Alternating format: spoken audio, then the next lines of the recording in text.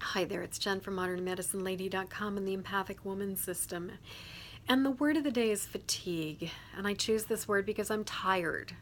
And I'm tired because, as a highly sensitive empathic person, right now there is so much energy and emotional upheaval and mental distress going on in the world around me.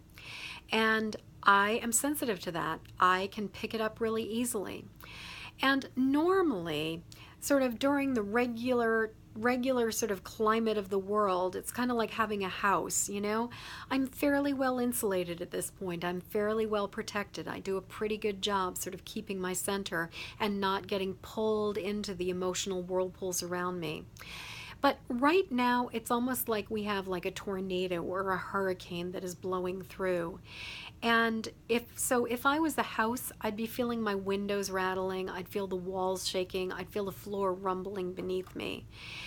And the thing is that this is a time where it's going to be a little while that we're like this. And I'm noticing that it's already starting to take a lot of effort and energy on my behalf or on my part to do what I can to keep myself grounded, centered, and focused because of all of the stuff that's going on in the world around me. And so my friend Britt Bolnick from In Arms Coaching has always referred to signs of like things like fatigue or getting sick or even having, some kind of like mishap or accident as like what she calls the check engine light. And I know for me that fatigue is one of my major check engine lights. It is a sign that I'm depleted or I'm getting depleted and that I really need to up the self-care, that I really need to shift my focus because if I don't, I'm not going to be able to sustain things. And, the thing is that when it comes to what's going on in the world, waiting this out and hoping that it's going to shift, I don't know how long this is going to take, but my suspicion is that we're in for more of a marathon than a sprint right now. And what I know is that while I can take certain kinds of political action, I can call my congressman, I can donate money to causes, I am but one tiny little cell in the body of this planet, and there are billions and billions and billions of other cells. And while I personally can affect and create a lot of my own personal reality, when it comes to the collective reality, we create our reality. I don't do it, you don't do it, we all do it. And while we can contribute to it and we can support it, it's not necessarily, no amount of exertion on our part is going to completely change everything because we are one grain of sand. We are one drop of water in the ocean of humanity.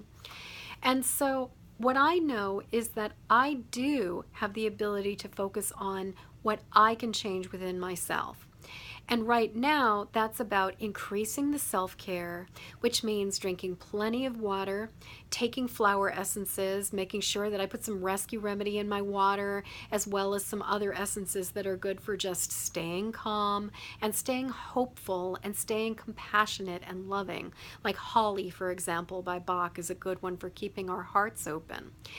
And getting plenty of sleep, eating good food as opposed to crappy food. Because right now, if you're like me, you probably want food that's convenient and easy, and you may be wanting to turn to things for comfort just because it's a stressful time.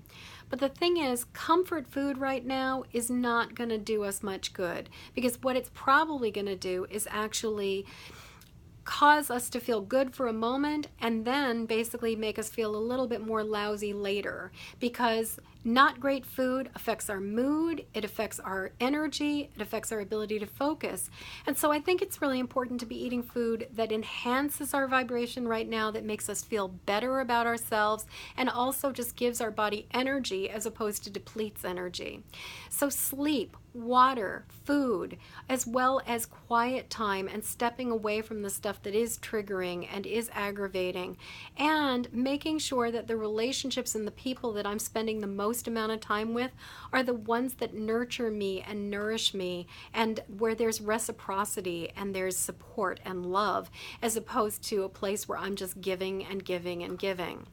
And it's really okay to recognize my limits, to step away and to say, you know what, I I need a break right now.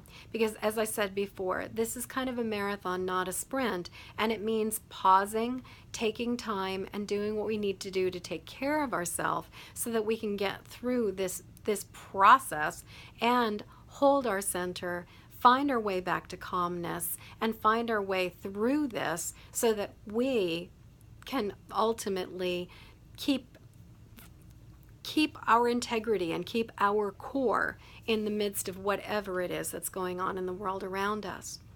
So my question to you is, are you feeling fatigued? And if you are feeling fatigued, how are you going to take care of yourself? What are you going to do to replenish and recharge your batteries? And if you're not feeling fatigued, then how does your check engine light work? What are the signs that you get that you need to take care of yourself? And what are the signs that may be showing you that you're being affected by things in the world around you? And again, what do you need to do in order to take better care of yourself right now? So I'd love to hear what you have to say about all of this. Please leave a comment below. And until next word of the day, I'm wishing you peace and ease and a lot of time and willingness to focus on self-care right now. So in the meantime, if you haven't already done it, please go like my Facebook page, Modern Medicine Lady. And also, please share this with other highly sensitive, empathic women who would find this message interesting. I really appreciate you helping me get this message out and into the world. Thank you so much. Peace.